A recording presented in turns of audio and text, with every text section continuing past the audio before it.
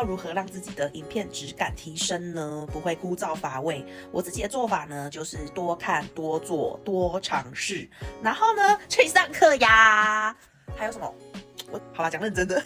除了我以上说的，我自己是很爱看别人的影片，去尝试看看怎么做。他这个是怎么做出来的，或者是会去解析啦，会去看别人的影片去解析。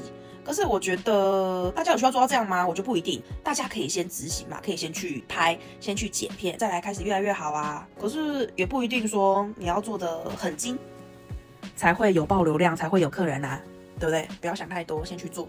你看卡词的我，好憨。